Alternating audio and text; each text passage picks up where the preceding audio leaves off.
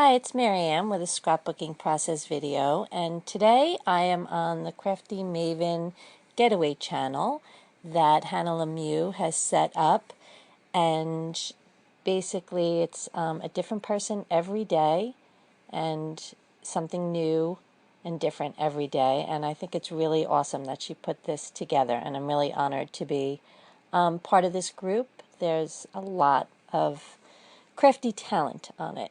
So in the beginning of the video, we showed the two inspiration pieces, and basically I didn't really go by the inspiration pieces. I had an idea in my mind, so that's what I went for. I did a lot of stash diving, I have to say, for this layout. That is a piece of basic gray out of print paper that has been around for years. And I have a whole bunch of it because I just love the artsy look of it, and I knew I wanted something kind of like distressed and grungy for this page. So the theme of this page is my top three most favorite classic rock bands. And every once in a while this thought keeps coming in my head that I wanted to document this, so I just wrote it down.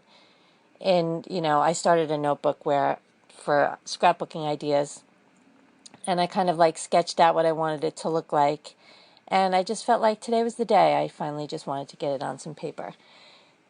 Those red letters right there are from a Studio Calico kit from 2014, maybe one of last summer's ones. Maybe it was August. I'm not really sure. They're acetate letters in red. So I don't want to add too many different colors here, and I want it to be kind of like roughed up and grungy, kind of like if I was in high school doodling on a notebook outside of my cover of my notebook or something like that kind of look. So I matted two photos there with a scrap of gray polka dot, and then I just tore an edge. I can't remember the last time I tore some paper. That felt good. I used to do it a lot. And then the little edge that I tore off, for some reason I just decided, you know what, I think I want to glue it on the bottom of that photo mat. So that's what I did. So anyway, my three bands are The Who, Pink Floyd, and Led Zeppelin. I guess at heart I really am a classic rock girl, though calling myself a girl at this age might be a little generous. I'm a classic rock woman. How about that? Is that better? So I'm adding that bottom photo, which is the Led Zeppelin cover, but I'm not going to keep that. So anyway, when I had this idea, I knew those were my top three. I mean, there's like 20 other ones that could be also my top three, but these are always the ones, time and again, that are like my top three. Right there, that music paper is from Seven Gypsies, also ancient, probably 10 years old. But I had pulled it when I kind of like knew that I was going to do this page at some point, so I had it handy.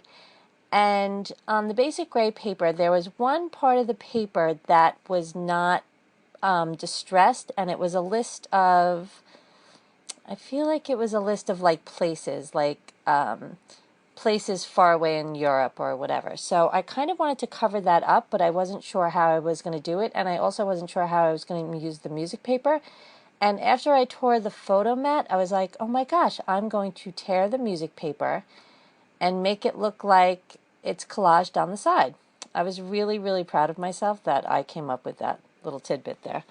So to me, that like made the layout. I was really excited when I said, oh gosh, that's what I'm going to do. So I didn't go crazy with really like gluing it down, collaging it with like liquid glue. I just used my ATG and just glued it on the bottom. I also pulled out some of these Cocoa Daisy stamps. They're all distressed looking and some scribbles, and at this point I wasn't really sure what I was going to use. I kind of had an idea that I wanted the background to be messy, so I took out those scribble stamps and I thought maybe I would use those. So I'm going to check that out right now. And first I had like the photos on an angle and the letters on an angle, but it doesn't end up being like that. And I had also pulled out a bunch of scraps, red scraps, so I'm going to go through them right now and see which one I want to use, because I thought I would just stick with like black, white, and red, and they really just didn't work right. So I went looking through a 6x6 pad. I pulled out that, but it was way too busy. Too much going on there. So I was kind of stumped now. I wasn't really sure. I know it needed something, but I wasn't exactly sure what I wanted to use.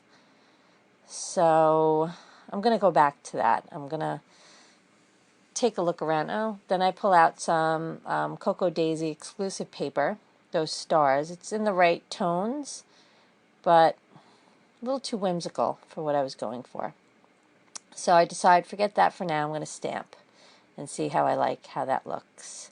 So I have one of the scribble stamps, and I'm just going to use some black dye ink. I have a close to my heart black dye ink, and I'm going to use the close to my heart packaging that comes with the stamp set, and I just put that underneath so it cushions it. And see, I know I'm going to like that. And I'm just going to stamp another time. So those were exclusive Cocoa Daisy kit stamps, and then this one had 3 little dots with it. So I'm going to stamp that also. And I'm liking how that's coming together so far. It's kind of the way I imagined it. That's a piece of scrap paper also. I was thinking that I would cut out the letters on that side and write, you know, a W for The Who and an L for Led Zeppelin, but that doesn't end up happening either. There really wasn't the room on the page to do that, and I wasn't really sure that I wanted to do that. And right there, I thought, oh, maybe I would put the letter on tag. Each band could have a tag. That wasn't really looking the way I envisioned it.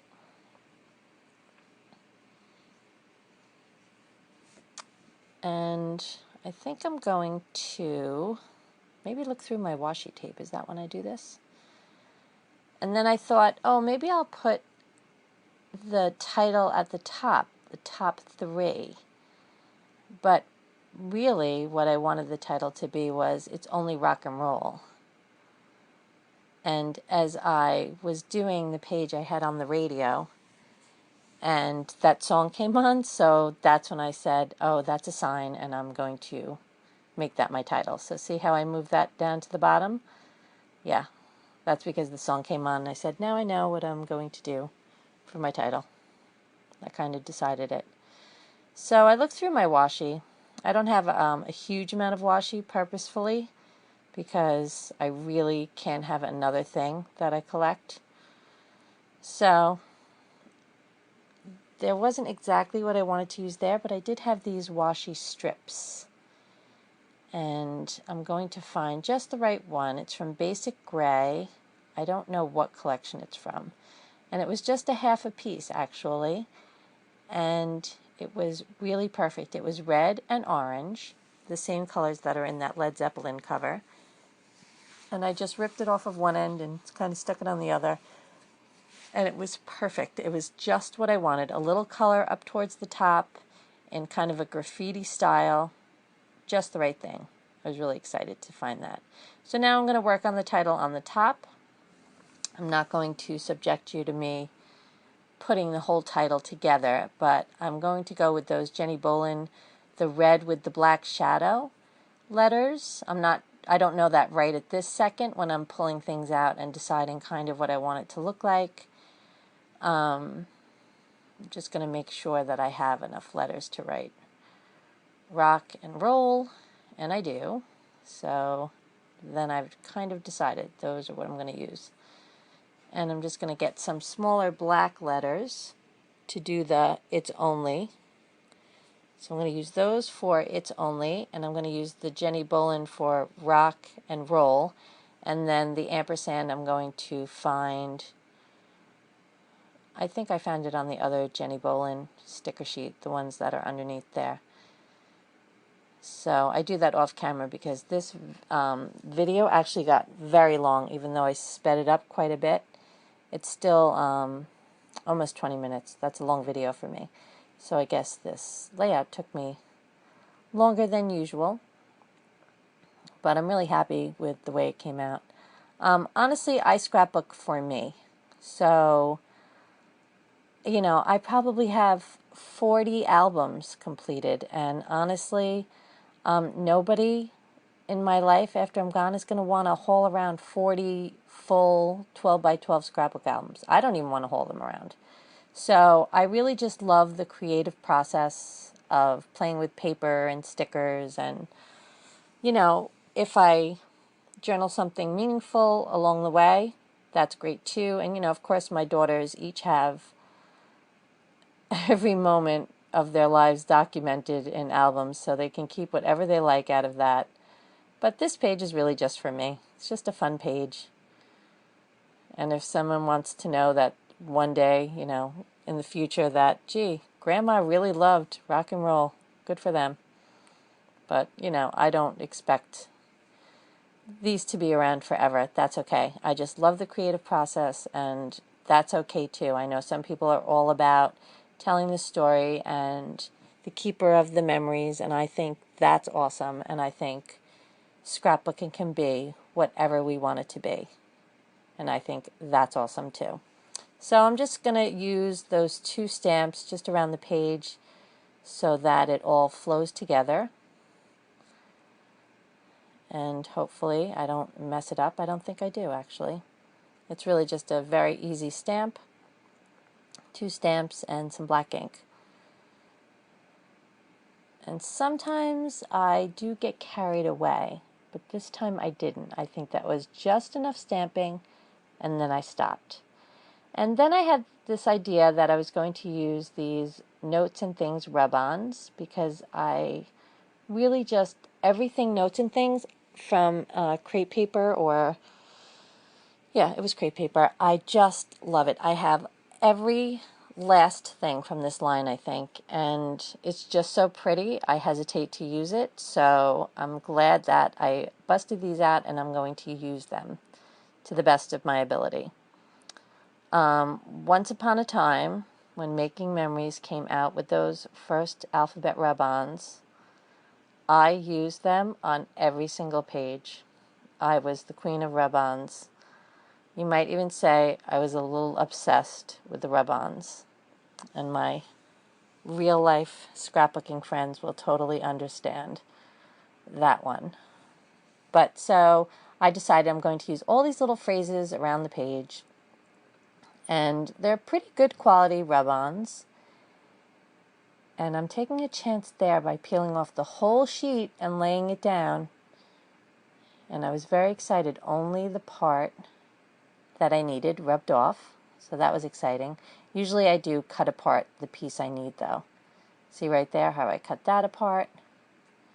And they were working nicely for the most part. But some of them worked better than others. And I'm sure I had, a little glue on my fingers as well. I got some stuck on my nail, some stuck on my finger. But that's okay, since the page was grungy, it didn't have to be perfect. Not that I'm big on perfection anyway, but so I was just excited to use all these little bits and pieces. And I'm always so, I don't want to say jealous, but like I'm envious when I see somebody else like has used a product in such a cool way, and I'm like, oh, I wish I could do that. And for me, this page like really came together like that. So I was excited. I was happy when I was creating it. And I hope after you finish watching this video, you're inspired to create something, or even, scrapbook your top 3 favorite foods or something like that. Yeah, see right there, that little thing. The next little thing came off. I didn't want it there. And I couldn't remember. It's been so long since I did rub-ons. I couldn't remember what the trick was. And so first I used the scissors to get it off. And if I had just left it and used the tape would have lifted right off. It doesn't matter. It's a little tiny black mark on this whole layout. You're never even going to notice it. I just noticed it as I was creating it because I knew I messed up right there, but really not a big deal. So here I'm just like filling in a little bit here and there, getting a little obsessed with the rub-ons as usual. Oh, back to those making memory alphabet rub-ons. Anyway, I still have them because they still work. I don't necessarily use them on my scrapbooking pages, but every once in a while on a card or an altered item or a canvas. Yeah, right here is where I messed up. So it was a little heart with the word this, and the IS did not make it. It got stuck to my finger, it was stuck to my nail. It was all over the place. It was a mess. So look at me, I got creative and I hand wrote it in. Good for me. So proud of myself. So, so there's making memory rub-ons. I don't know how long you guys have been scrapbooking, but I bet some of you still have them. And they were Heidi Swap's font, like Heidi Swap's handwriting, and I just loved them so much. I remember one font was called Beach. That one was really nice. And Misunderstood. I know. I don't know why I remember these things, but I do. So anyway, I'm glad to have used up a lot of my rub-ons. So here I'm just gonna, I wanted to staple my letters on, but my little stapler doesn't go that high on the page, so I just put a staple in the top and glued on the letters with just some double-sided tape that I kind of strategically placed behind the red part of the letter for the most part so that you wouldn't see the adhesive. I didn't go too crazy on trying to hide it. You can't really see it because the background is so distressed. So, and now, you know, I had all this journaling in mind that I was going to do, and I don't really have a lot of room for it. So the rub-ons came with that box, and I was like, oh, that would be perfect. I'll just write a little something in there. So that's going to be my journaling right there. I have more to say on the subject really about music, but I think I'm going to do, you know, a bunch of different pages because these are my top 3, but I have so many more bands that I love that someday I might just make a page about them. So anyway, what I did when I knew I wanted to, when I had this page idea, I had gone on Google Images, and I just put in, you know, the Who. I knew I wanted the cover art from Quadrophenia, so I put in that and just Googled images, Google imaged it, and saved it to my computer, and then I just printed out those 3 on my selfie. So, you know, it's Dark Side of the Moon, Quadrophenia, and I feel like that Led Zeppelin one is maybe Houses of the Holy. All albums I owned once upon a time.